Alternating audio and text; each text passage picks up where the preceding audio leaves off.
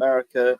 I'm from the UK originally. I mostly live in the Middle East, Jordan, but currently on holiday. Um, was in Indonesia last week when I talked to Michael Jones, and this week I'm in the Philippines.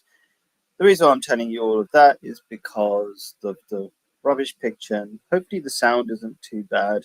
I didn't bring all my equipment for my short trip to the Philippines, just to give that a test out, a spin. Um, You're so completely intelligible. I mean, it could be higher quality, but it's completely understandable. Fine. cool. Sound is okay. You can hear me reasonably well. Cool. So, as I always try to quickly introduce my show, so it's about practical solutions to Western problems. This video is about like being open to opportunities. The reason why I think it's important to a Western audience is there's so much negativity at the moment about solutions to problems. Everything seems to be impossible. From a religious point of view, I find atheists and generally Western people very negative about absolutely everything. Like, how can I be a good dad? It's too impossible. How can I do this? It's impossible.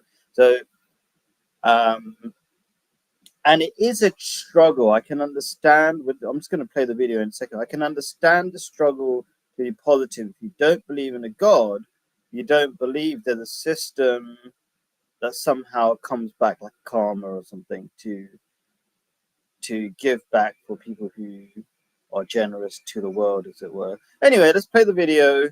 Let's see what this guy's got to say, and then I'll properly respond to it. I just kind of wanted to introduce this. They wanted children, they couldn't have children. And sorry, I've been playing it a couple of times, not from the beginning. Let's do this. So what's your take? say yes 90% of the time. 100% agree. Cool.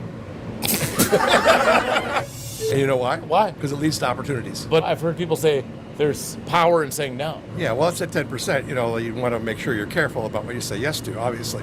But yes is very positive and leads to things like singing in an opera company. Did you sing in an opera company? Yeah.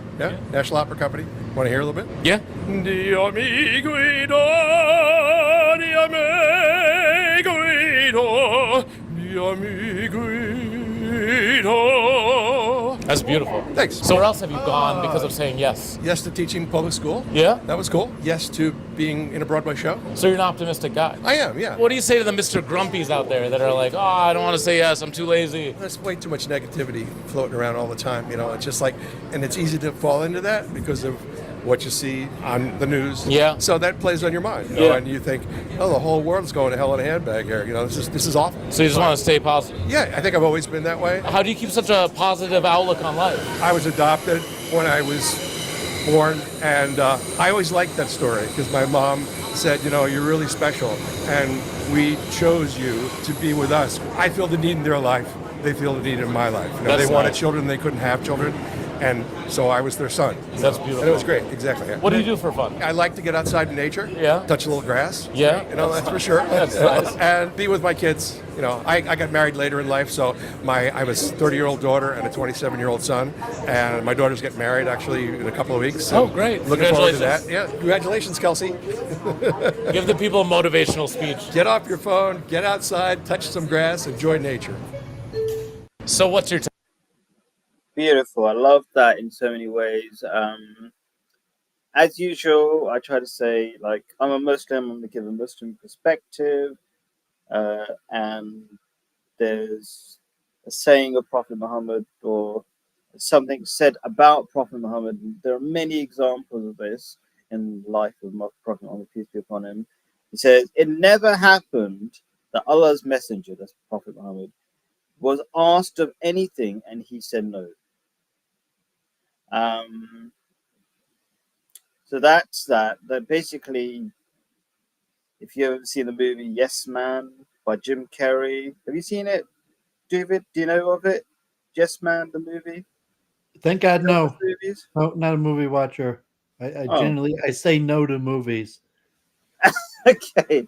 And I'll mention that because like when someone says like you should see this movie, that's like Although I will often try to phrase it in like a yes way, like, oh yes, I'm sure that's interesting, but You don't watch movies. You're the second Jew that I know that doesn't watch movies. It's interesting. I wonder what that's all about, maybe.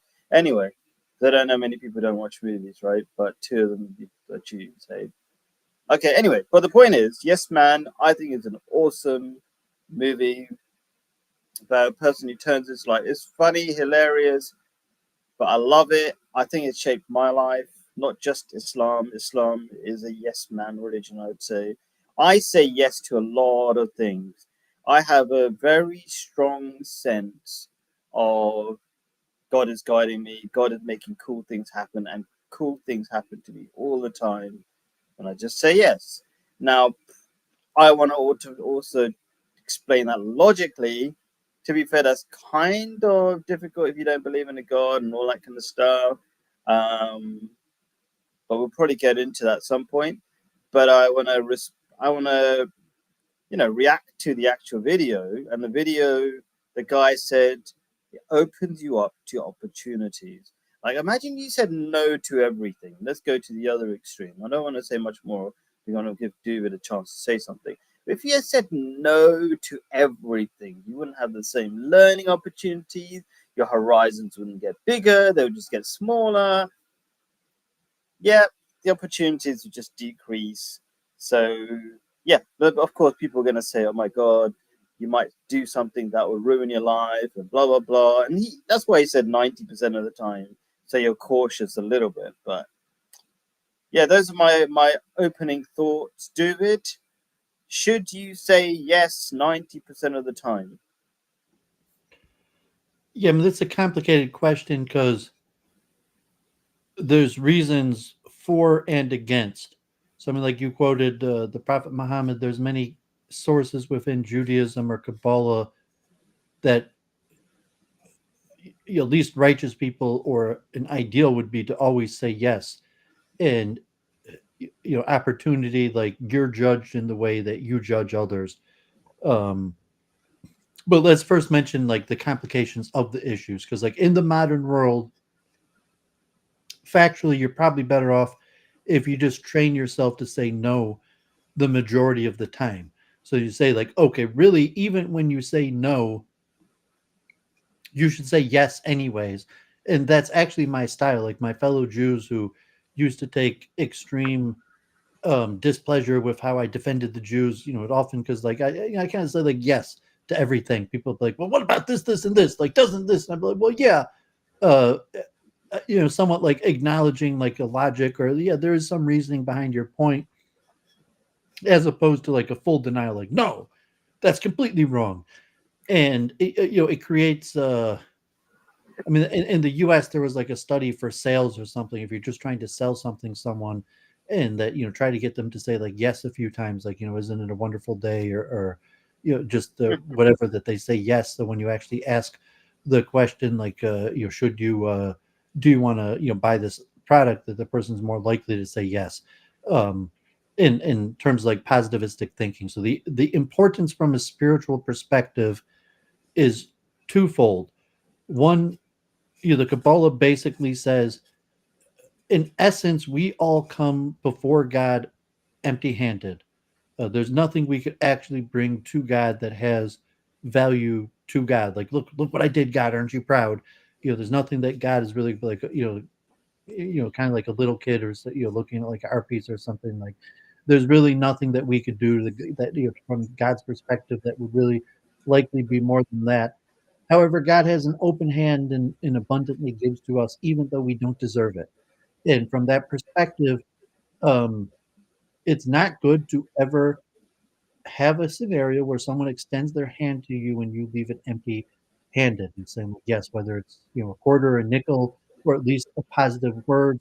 And that could be the opening up to a curse. So just saying no, like refusing a beggar, even because you're busy, um, in a sense of just that one simple no, where like you were in a hurry and said no to the beggar. Spiritual, I think it's the same in Islam, could actually open your way to a curse that like you sort of Yeah, say. because is it the same? Because in Islam is like you treat other people how you you would like God to treat you. So if you're generous to other people, God is more generous to you. There's all sorts of sayings like that, essentially. Yeah, so it's the second point I'll mention, which is a more like Baal Shem Tov spiritual take of maybe like modern psychology, but like it said, when God is about to judge us, that God will pass a similar scenario before us, at least in our own mind. And however we pass judgment on that is at least will be taken into effect or will be exactly how God passes judgment on us. Yeah. And kind of like how you pass judgment on others is how God passes judgment on us. And unfortunately, I know my own sins and I fear God and my iniquities. And therefore, I'm extremely careful to have a positivistic outlook on others that like just because this person's maybe like messed up and done a whole bunch of bad things, maybe they could turn their life around or be forgiven in the hopes that me myself could be. So those two are important theological perspectives on why righteous people are very careful not to say no or at least affirm. But then you have the flip side where really like most general activities are forbidden. And especially if you're in the modern world or the West, where most people just don't take your concerns and do activities that are unbecoming, if it's to a Muslim, to a Jew, or even the senses of what it takes to get ahead. And, it's like a girl or something, like you have to say no because like, unfortunately, God forbid men will do unwanted sexual advances and you just have to, you have to train your daughter to say no, or she could be in extreme danger. And you can't really like, you don't want your daughter leading men on with like some sort of like, yes, but, and, certain like, certain things just have to be forbidden. And there has to be. Yeah. So as long as, should you try to say yes to as long as they're morally correct is what we're really saying? Like, or is it just too much? Like if they, it's kind of morally correct. If let's say you get one beggar comes to you, okay, you give some money, and then another beggar comes to you and you give more money. You keep going. At what point? So it's all morally in the realms of good, let's just say. But like, is there a point when it's too excessive or something like that? Well, I mean, so the righteous, you're really trying in some way to help the person save face by saying no in a way that sounds like a yes, or at least is affirming some larger thing, even though what the person wants, like if the person, the poor person wants alcohol or something, you say no. I mean, maybe there's a clever way to like, say like, yes, I want to help you. I just don't have any alcohol or like give you something. No, I'm doing my good in thing. a way where you don't want have to money have for like food. a hard no. And it's like that. Yeah, there is some, but I mean, some righteous people do have like, hard no's and are strict.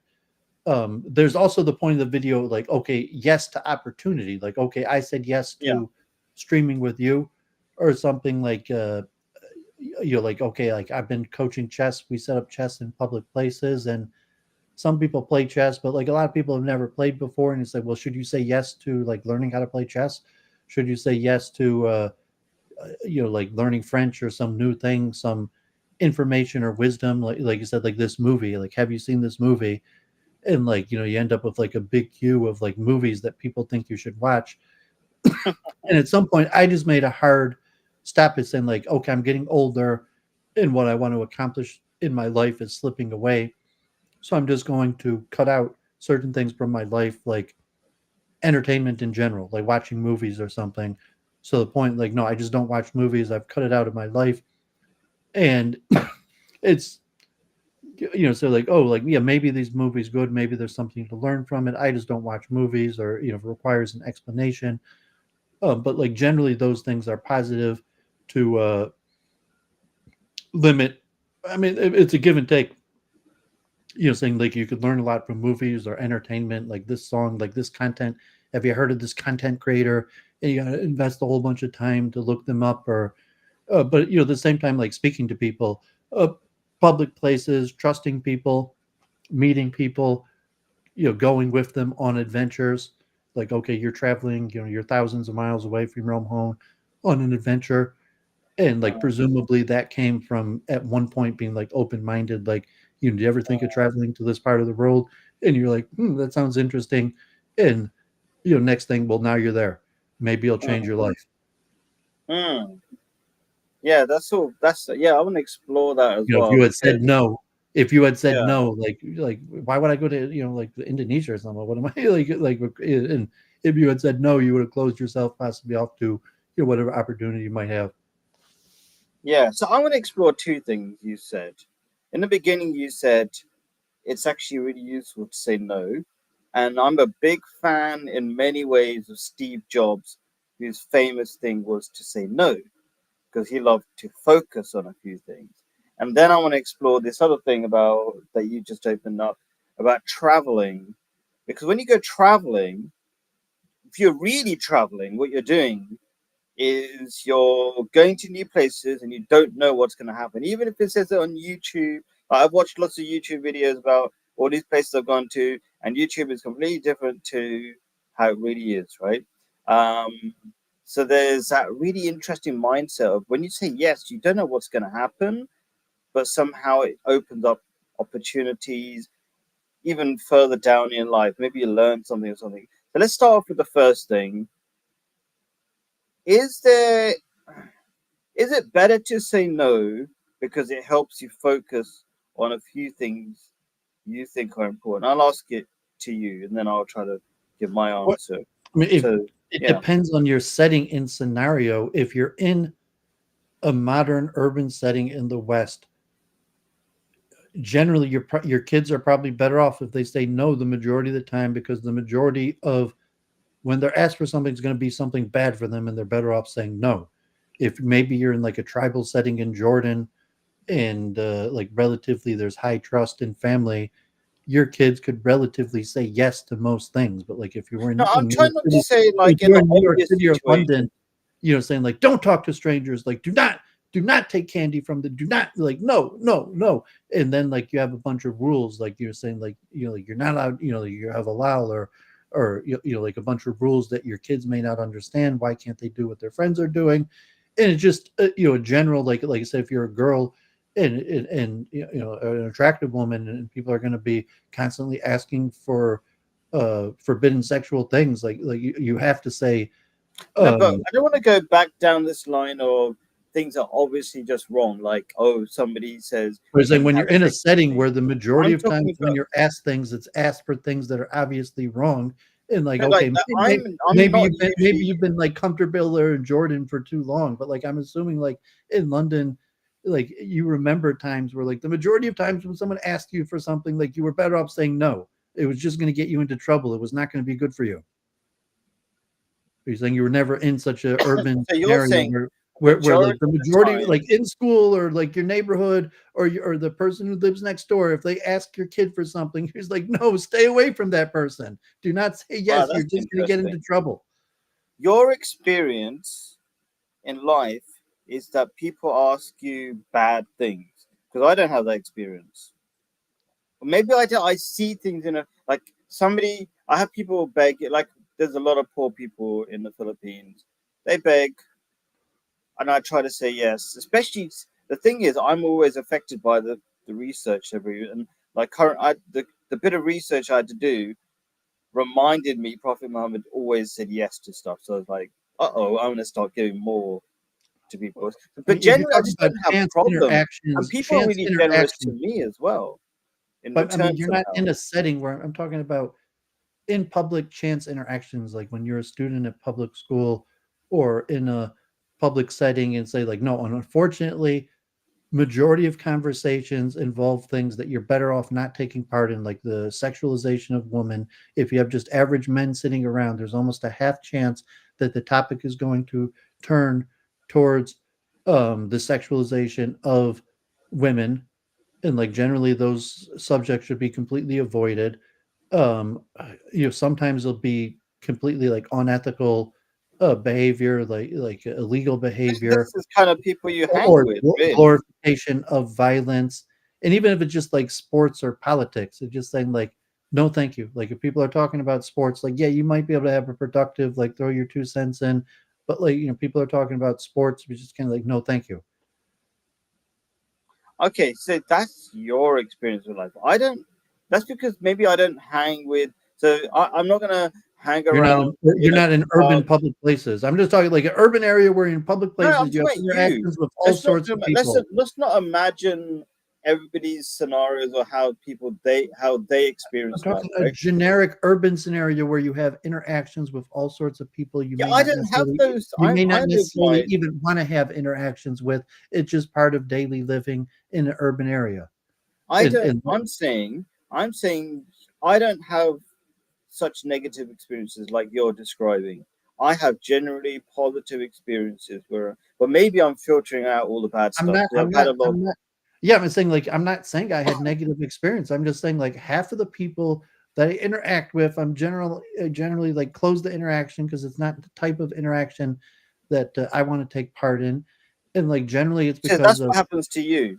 You get a lot of people it requesting doesn't you mean to do like I don't things. have a lot of friends or I don't take partakes. And oftentimes like I just make do like, but like, no, I mean, generally like after a little bit, like if there's a whole bunch of men sitting around and for like a minute or two, the conversation is like exclusively about forbidden sexual behavior or something, I'll have to find a way to bow out of the situation. I'm not going to sit there and even listen to it. And Sure, say, but but like, okay. I'm not saying, but yeah, Do you normally unfortunately, just that's hang happened to around? me hundreds and hundreds of times where I had to bow out of conversations or like friends where I had to cut the conversation short because like that's what they talk about, and I don't like talking about that thing. And I would say Yeah. generally, I assume you would advise your kid similar to like to say no if How did they're you get in that situation where you're amongst people you don't really uh, accept their invitation? Because like you seem to cool. be. I mean, it starts out in elementary school where you just like in school, in the playground, in the But locker I'm room. chilling with friends of sort of like-minded people a lot of the time. That's why they're my friends, and so they don't ask me to do stuff I don't want to do a lot of the time. But sometimes they do, like ask me for money or whatever. And Well, I'm saying because if yeah, you're not, if it's invite you to the bar or something like but that, I wouldn't be in a bar. Do you go to a bar? your average person might consider it a positive Do thing. Like you Jews want drink to, alcohol? well, yeah. I'm saying it's a Oh, common okay. I thing. thought Jews It's a don't common so thing much. for people to invite you to like parties or bars, Yeah, but and like even okay, if and you're often if you're a Muslim or a Jew, you're a party pooper. You can't go. It's like no, I'm not going to be able to eat any of the food. Everyone's going to be drunk. No, I can't go. I'm sorry. yeah. So most of the time, we're not party people. I mean, you can call it that if you I mean, want, certainly, but like in America, like saying, like the majority of the yeah. time, you're not going to be able to eat the food. You're gonna have to say, like, either you're gonna have to compromise on your Islamic principles, or you're gonna have to teach your kids to Yeah, say but that no, like because happens the majority of 1% the of time my they're not going to time. be able to eat the food. I mean, we have in England we have these Christmas parties, and people I'm don't just saying, even just the like going to majority, the like the no, like saying no to yeah. food, because like people offer you food constantly, But that's like and like not zero even point like one because it's percent not of my kosher or time. forbidden, but because it's like because it's sugar, it's fatty. Like I don't want the calories. But I mean, it seems like natural in any situation Okay, I that can you're see gonna that. want to say no the majority of the time, and the majority of things like like even if it's your mom, like do you want another cookie? It's like no, I don't want another cookie. Like um My mom's always stopping me from eating way too much sugar anyway. So if anything, she's stopping me, right? From doing bad stuff. Um, yeah. Anyway, so we seem to have and even if different it is your mom, experiences. if your mom sits at home and watches TV and like says like you want to watch like TV with me, like you should say no. She doesn't Generally, say that. In fact, most of I'm the telling time. her and my dad not to watch TV so much because they're getting retired and they have less things to do, right? I mean, there's a difference Um, between you telling them what to do, but besides no, but you they don't tell me to do negative declining stuff their either. attempt to be nice to you. Oh, Khalid, let's spend some quality time together and watch this movie together.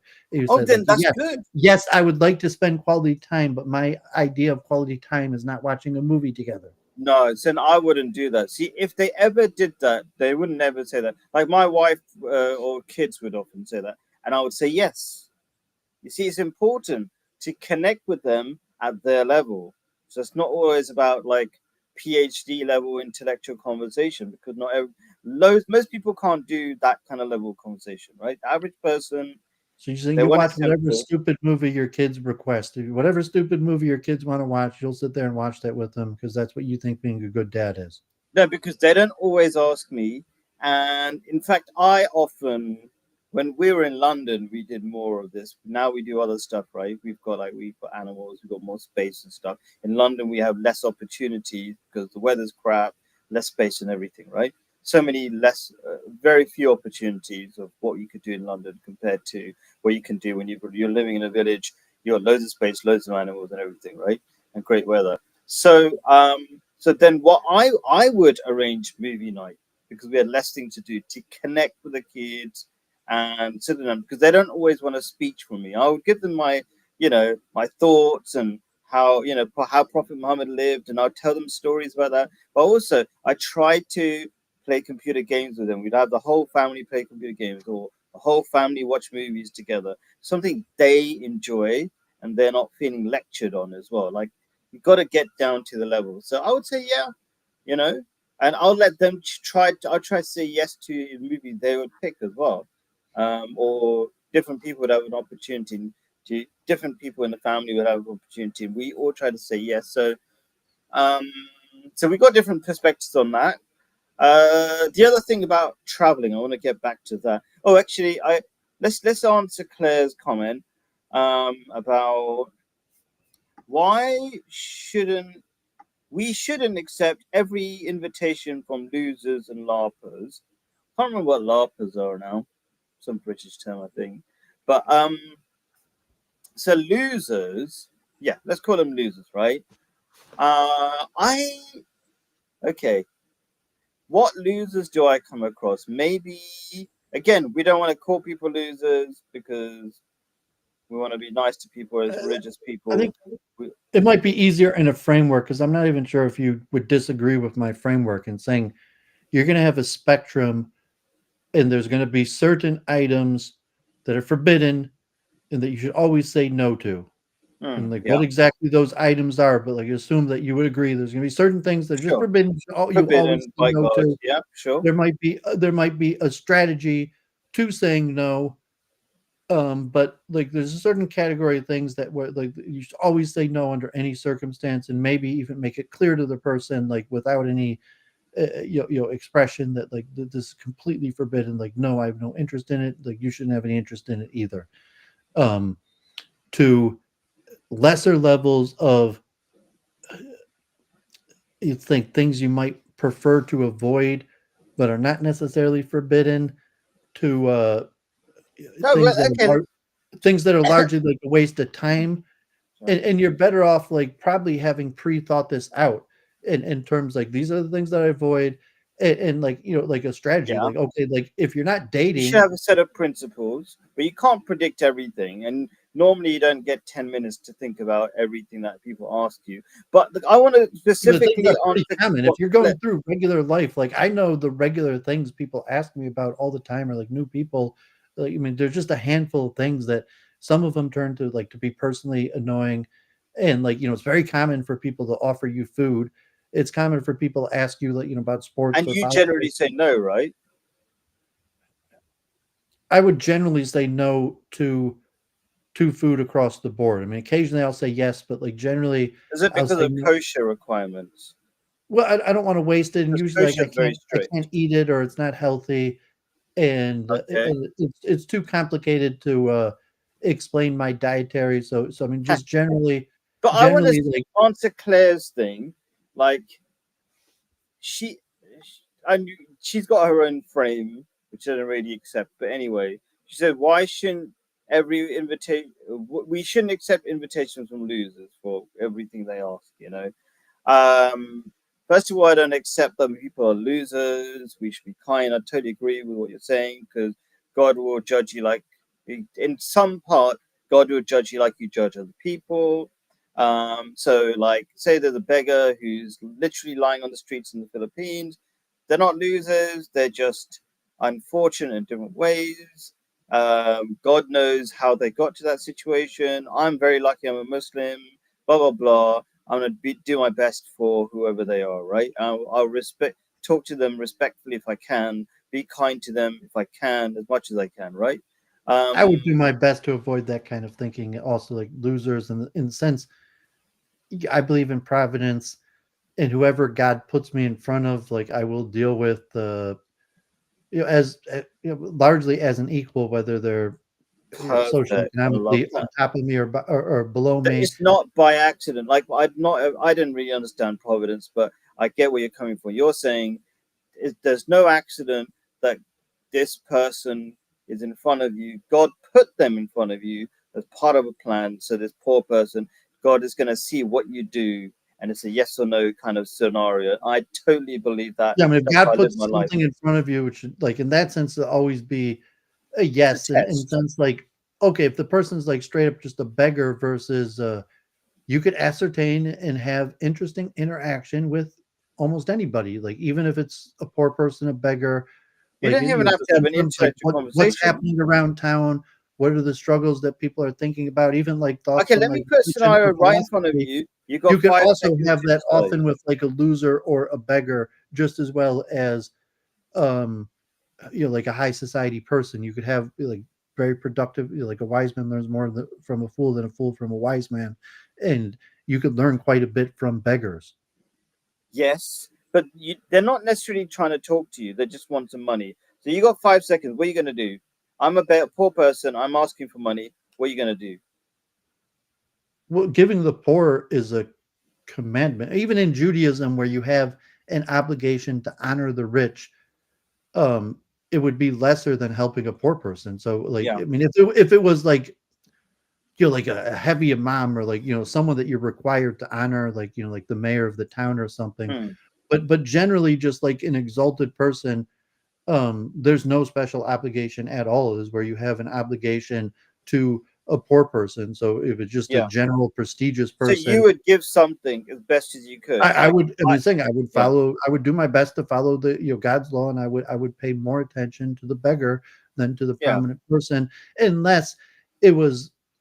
Yeah, I mean, say if it's a situation where beggars, it's not really proper to beg, or there's a rare scenario, I think, in Islamic law, also or Jewish law, where if the person is prominent, like a police officer or very prominent, right. then they would outweigh the beggar. But generally, a beggar, like the requirements of helping a beggar outweigh any such Beautiful. benefit you I might like have. the way you said, like, giving attention to them. It's not just money, but you pay them the proper attention. You don't treat them like losers or disdain. You like, you treat them as human beings. That's a beautiful thing. Yeah, even if I you think that's can't what give you're them something, some sort of positive message, like, "Yeah, I really hope your situation turns around," or, "God bless," beautiful. just minimally a "God bless." Yeah. It's never too complicated walking down the street to tell someone "God bless." Yeah. And I see it totally as a test at that moment in time to see how much you really give. Like in Islam, you're supposed to give the best of what you have. Like something you value, right? So that means like you give them, you try to be as generous as you can, but in a balanced way. Like you don't give all your money away because then you've got no money and you'll be starving or whatever it is or something.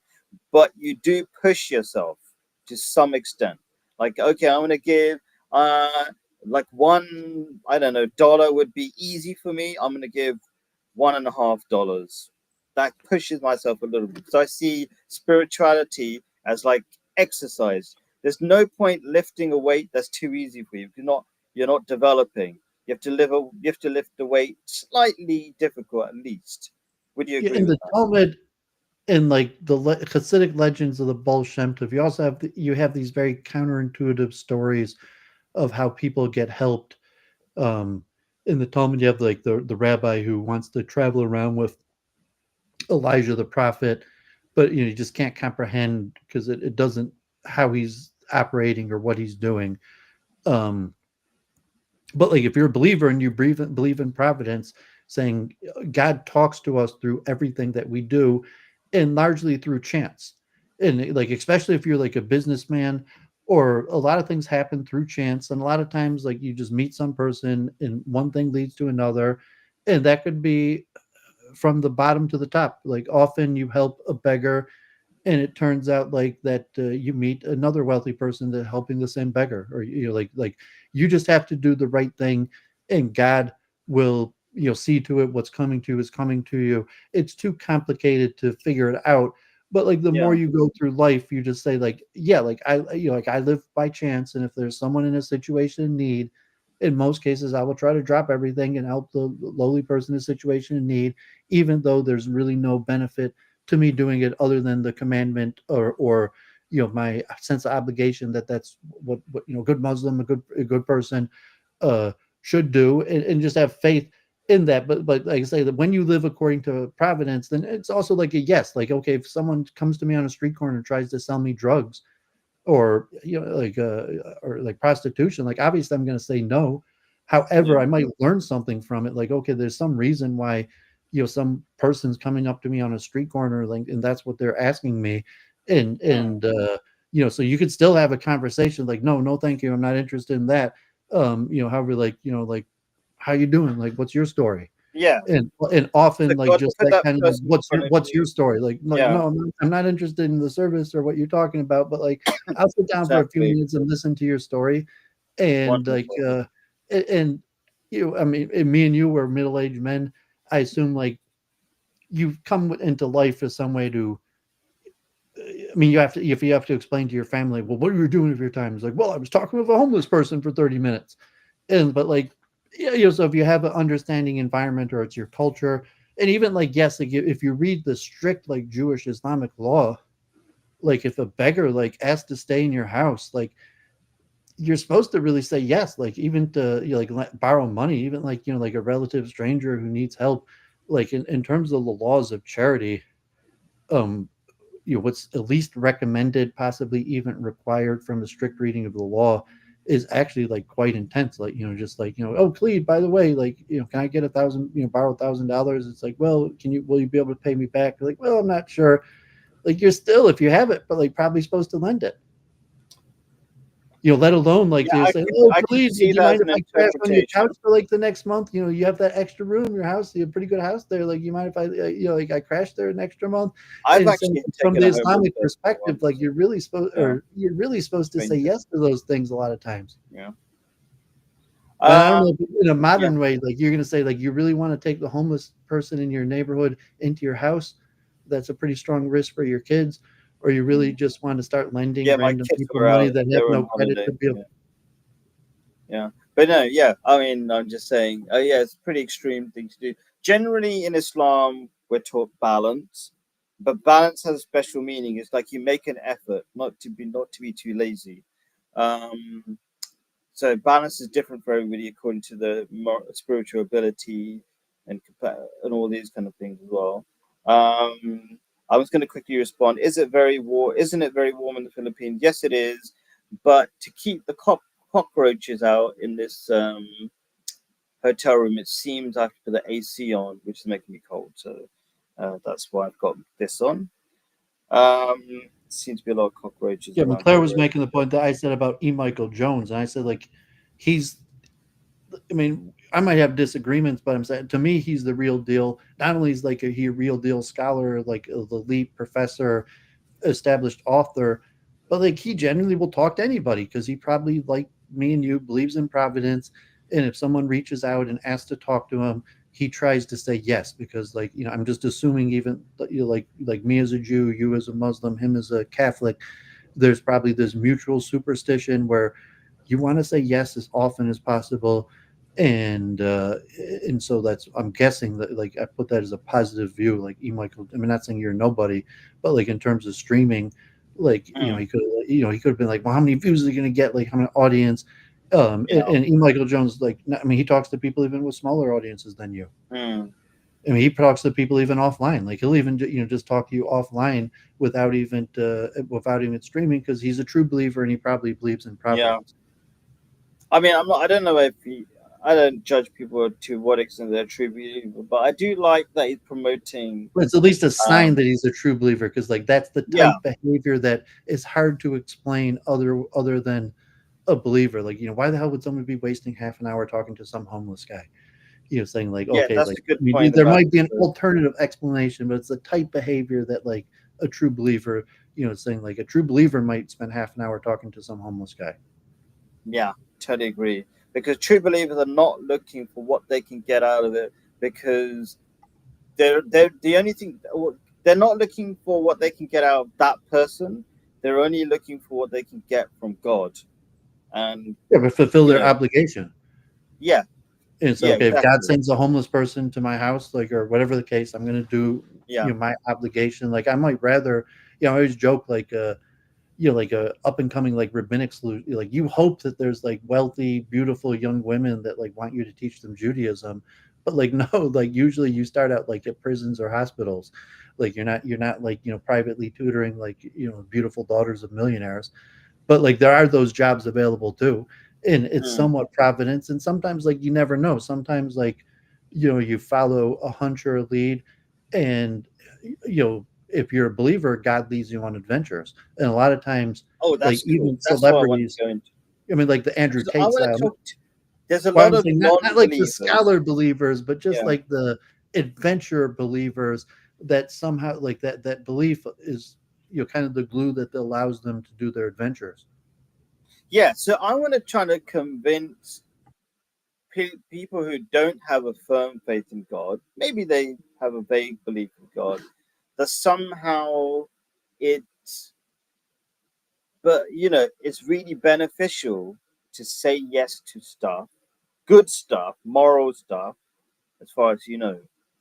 And I like this idea that I wanted to come back to. You said earlier on about the purpose of traveling, and now you mentioned adventure. Can you try to convince people in some sort of logical way that there's a lot of benefit in saying yes? Well, there's a lot of risk, so there's Yeah. higher risk and higher reward.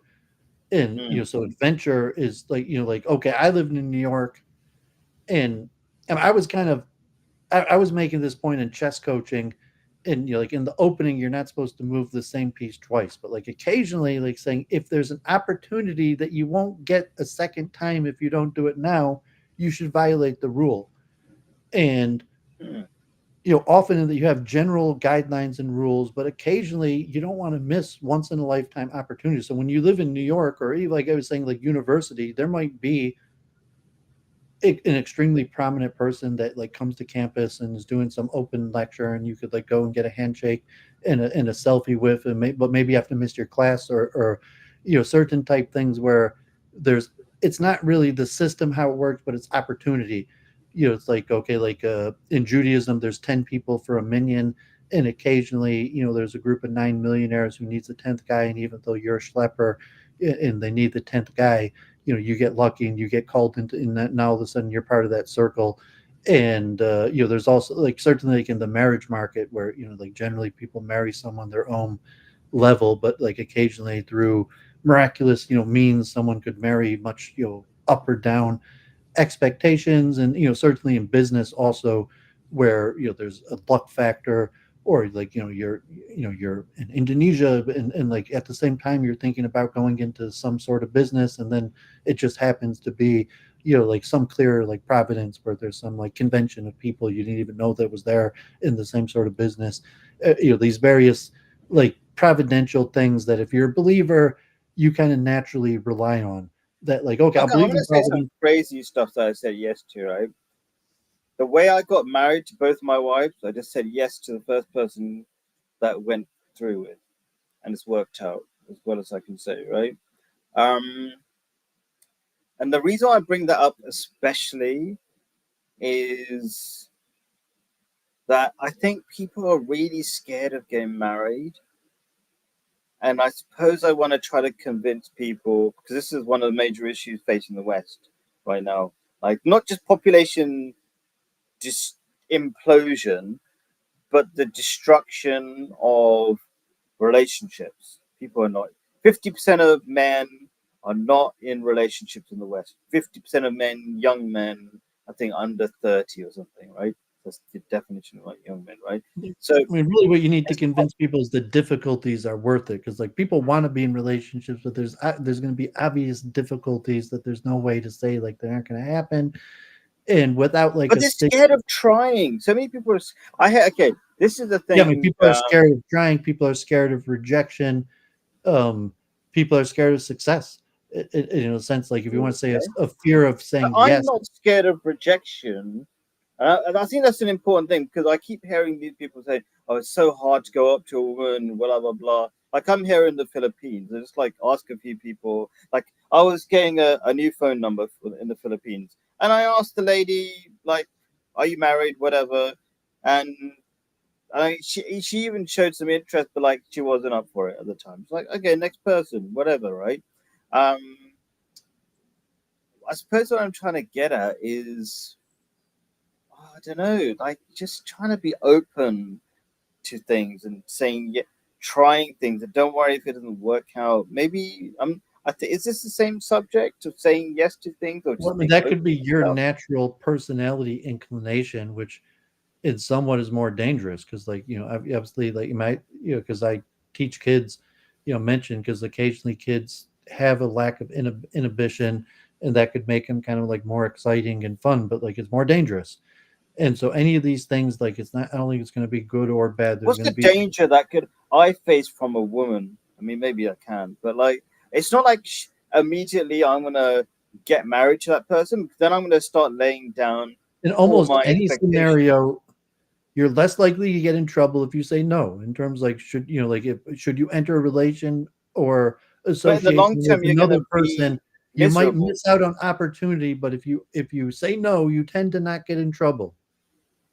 But you will in the long term because you have no opportunities, and you'll be completely useless as a human being. Well, I mean, there'll You be a won't be able to trade-off, but handle I'm life. saying in terms of avoiding trouble, saying no almost always keeps you out of trouble. No, no. Do you know what happens to people who don't climb trees when they're kids They or play don't video face games. danger?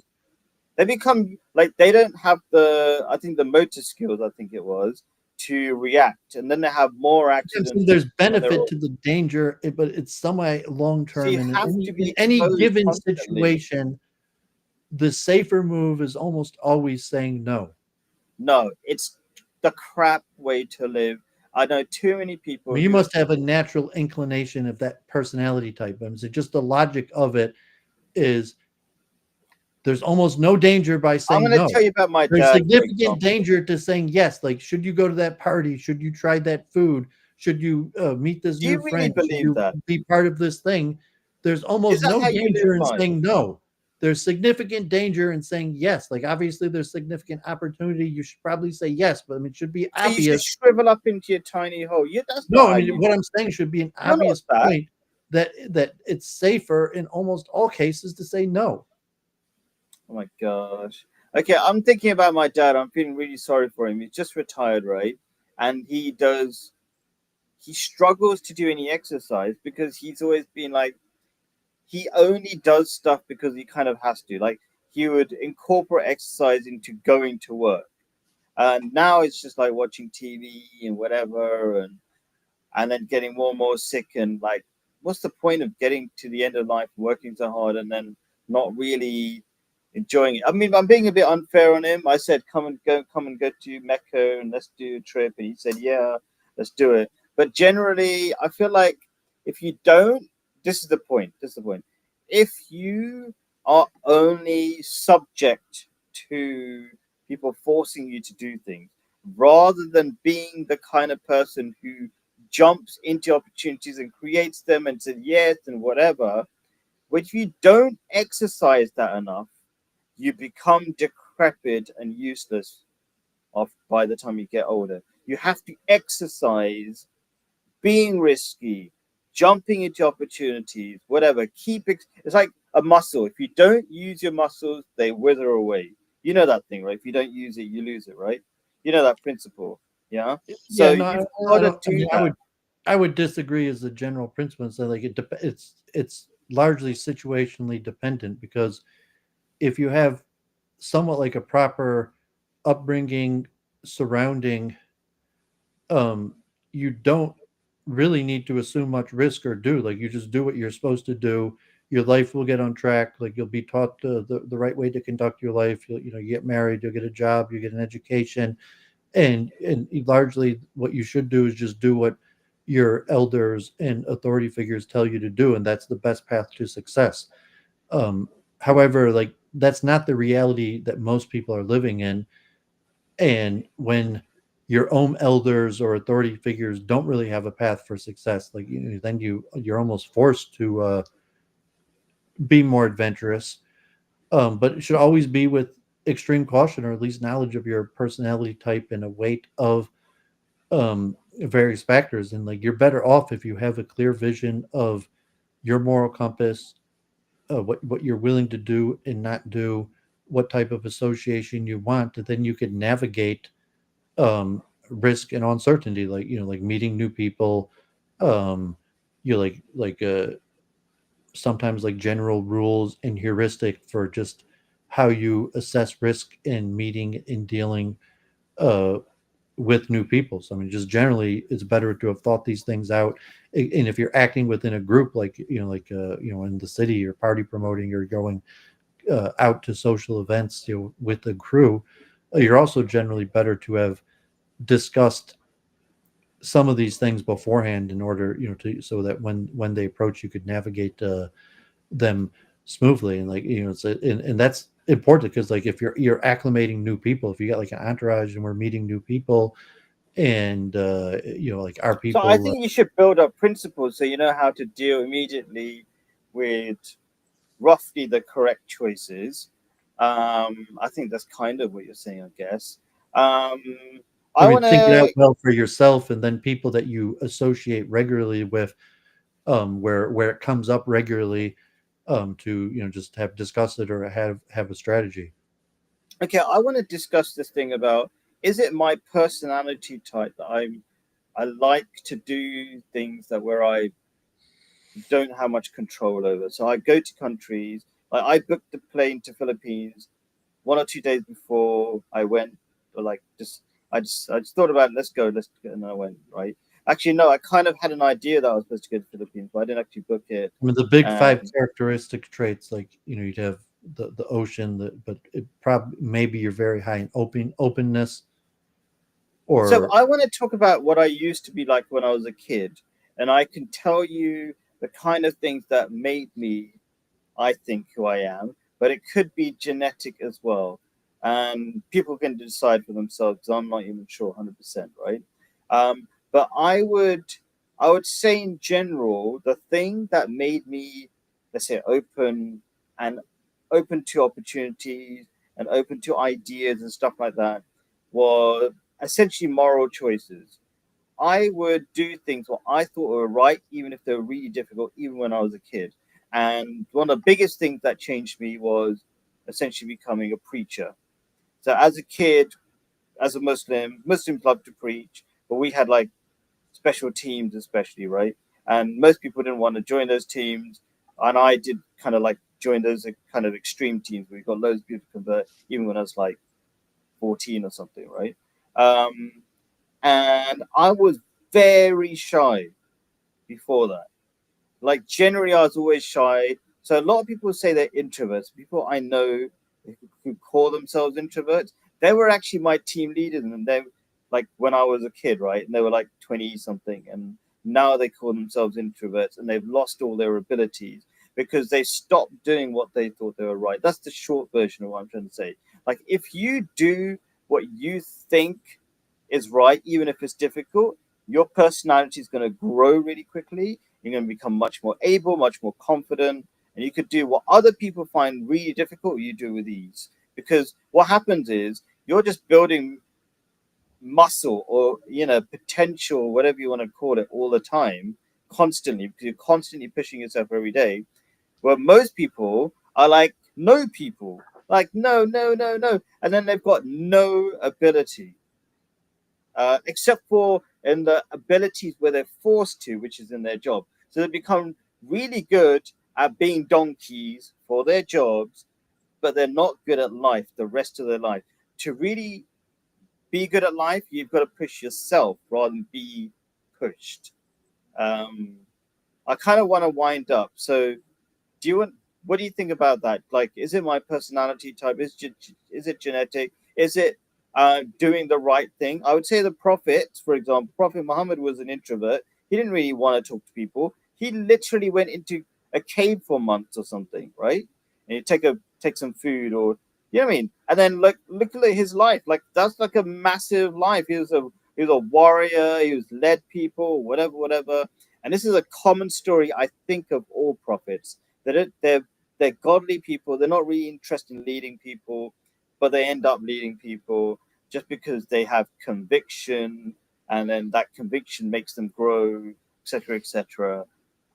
What are your thoughts on all that? Yeah, when we're like Maimonides or the Aristotelian, maybe probably the Islamic scholars, you would generally you have the golden mean in most qualities, and you have to know your proclivities and natural inclination, and often you have to test the extremes to find your comfortable spot. In some way, like people should do what they're good at and act the way that's more natural to them, but you have to experiment in some your behavioral way. So if you're more extroverted or open to adventure No, and very let me put it as a question. Maybe my theory is there's not really so much, like there are these natural inclinations, but that's only like 5%. You know, like when they say, like if you want to be really good at, say, basketball, you've got like the 5% potential, and yeah, you've got to be tall probably and all that kind of stuff. But 95% of it, after that, you've got a 5% basic. So if you're playing basketball, you've got to be tall, right? But and most of it is, the psychology but has most it. of it, you're pushing yourself, you're whatever, right? And I'm Yeah, but gonna, you this is my might be claim. confusing the psychology. You have your big five character traits, and they're not good or bad. And they're largely I'm thought not to be saying good or bad either. I'm just consistent over saying, time. If you're talking like introversion, extroversion, open to experience, or hesitant to new experience, are you saying neuroticism. that's 100% genetic? Because I think that's No, it's actually an partially act, it's partially something genetic, you but act it's on. relatively stable over your lifetime. So that these character traits, like whether introversion or extroversion, they're often recognizable in early youth and remain relatively stable over a lifetime. So if you're introverted, you could still learn public skills and to interact, but the inclination towards introversion is likely to be the same over your lifetime or extroversion. And you should generally look for a career or know your inclinations to be prepared for social settings and interaction so that I would say, people could do what they're good at, mm, treat people the way they want to be treated. And you have to recognize that people are different in order to treat them, because in order to treat people the way they want to be treated, you have to treat different people differently. yeah, I would say most of it, from my experience and talking to people, that introversion is becoming more popular because people are more, especially in the West, are more selfish. And if you go to communal countries, people are less. Because I live in Jordan, people just talk to strangers all the time in the lift. They wind down the car window and talk to the person next to them, blah, blah, blah. How can it be like generally true that so many people are Most open to populations are talking? divided evenly across the spectrum. So I don't think there's evidence that one is growing. And generally a lot of these characteristics are pretty evenly divided across humanity and all societies. And like introversion doesn't mean like you don't talk to, it just means like you prefer to be by, like I would rather, my idea of a good night is sitting at home reading a book. And I feel nervous when I'm in public, and extrovert And would be I the don't opposite. like talking they to they people. feel I they just, feel nervous when they're by themselves. It's just a natural inclination. If you're an extrovert, you could train yourself to sit alone and meditate and read books, but it's likely to be your natural inclination your whole life. you know, And the same for introverts. I mean, but mm. and so I mean, often people it's not misunderstand. positive to push people against their natural inclinations. Interesting. I think it is. I think it's good to push yourself. Like, for example, I think we both are going to agree on this weird thing that we both don't really care for doing live streams or talking to the public, but we both, I don't know why you do it, but I'm guessing from talking to you, you do it because an act of duty towards God. And I do it exactly. I would not do this if it wasn't because God, I think God would like me to do it. Yeah, I mean, a public obligation that I feel as a man I owe to God or society, but it's really for other people, not for for God. But yeah, I mean, it's largely because I feel a duty. I should do this, and a part of it, like unfortunately, because you're required to teach your kids, and if you don't have kids, you could. At least from the Jewish perspective, you could feel your obligation by teaching the general public. Wow, Um, beautiful. I love that. but and there's also like expression like a wise man is public property. So if you have acquired wisdom, it should be for the public benefit, and you should make yourself available. Like God gave you that, so you have Yeah, I mean, it's not your more wisdom. It's responsibility. you shouldn't use it to enrich yourself. It should be used largely for the public benefit. And That's so beautiful. streaming, I mean, when I was in New York, I went to. I mean, there's not really good public places like these days. Unless you're like in London or a Speaker's Corner or something like that, you reach more people, and people don't really talk to each other anymore. Like you're saying, like if you're just sitting in a public place trying to talk to people, other than trying to sell someone something or like get a date or something might be normal, but talking about ideas in public is not all that common. And but yeah, I mean, like I said, like a lot of these theological things are based on logic and the same among probably maybe even like Hindus or others. Like you're saying, like once you live with providence, there's a difference between a believer who lives with belief that could be seen in how they deal with the unknown. Yeah. Religious people generally are, I would say, very risky in the sense that they give away more, not knowing how it's ever going to come back. They're willing to give it away, including their lives. Just really religious people are happy to give away their lives, full stop. So, yeah. Okay, cool. I want to whiz through some of the last points. Doesn't Khalid's father have hobbies? He does kind of have hobbies, but mostly he just does things. Like if the Muslim community asks him to do stuff, he would jump to it. That's his kind of. He can't do things by himself easily. He can't push himself to do anything unless he. But he does lots of charity stuff. But he waits for somebody to tell him what to do. I'm sure Hans will be fine after he settles down in his new routine. Thanks. Hopefully. I have too many interests. Fantastic. Yeah, that's good. I put too many interests as well. Sometimes I think it's not good. Are you Manila? Yes, I am. The capital of Philippines. I'm just spending a few days here.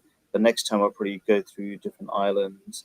I've talked to a friend here who's an Ahmadi Muslim, the person in charge of the Philippines, and he's giving me some tips and stuff for maybe next time. Are you paying for your StreamYard again? No. I stopped trusting StreamYard. Did he have StreamYard as well before? Yeah, and they like doubled the prices, and I canceled I it. know, and then everybody quit, like me and you and everybody we know just quit because they're so I was a underhanded. member for almost 2 years. It was like $200 or $25 a month, and then all of a sudden, Yeah. they doubled the price. And I mean, they should be more honest, and then we'll just maybe if they crept it up or told you, but they just secretly did it, and I was like, oh, what's happening in my bank account? Or one day, so StreamYard. Yes, just be a bit more honest. We'll be nicer to you as well. All right, thanks, Shalom. I really appreciate it. Shalom means peace be upon you. okay, Just yeah, like enjoy your Shalom. trip. Consider like a street live stream or something like some good footage of something interesting. I do videos of like what I find interesting. So I was in Indonesia, and there's also some funny things there. Like you rent an umbrella for 5 minutes when it suddenly starts raining really heavily. It's really funny. Lots of funny stuff. So I'll be uploading more and more stuff. I'm not sure if I've uploaded that one, but lots of cool stuff happened there. And Okay. Next few week cool I have things. something at the same time. So if you want to have another guest next week, and then hopefully 2 weeks from now we'll get. Yeah, so I'm trying to do like a more a wider range of people. So I've got hopefully E. Michael Jones every month. I'm kind of thinking if we can do it every month or every 2 weeks anyway, because I'm going to try to get a few other people who said they would join, but I'm not sure if they will. Let's just see what happens. Okay, But well, I'll great. get Let me back know. to you soon. Yeah. Okay, yeah. Enjoy your travels. Blessings. Cool. Stay safe. Thank you. And Appreciate it. talking. Thank you. And just want to finish off actually. We agree on so much stuff, it's insane. Like spiritually, people should know that in Judaism and Islam. Although occasionally we do have to talk about Israel, Palestine, Gaza. Yeah, like, no, I'm saying unfortunately, like, spiritual level, but that's not even that kind of. Anyway, yeah, we agree on a ton of stuff. I really enjoy it. Like you teach me about Islam in some ways. Like I'll go, yeah, that resonates a lot. You know. Anyway, cool. All right, thank you. Shalom. Peace be upon you. Bye.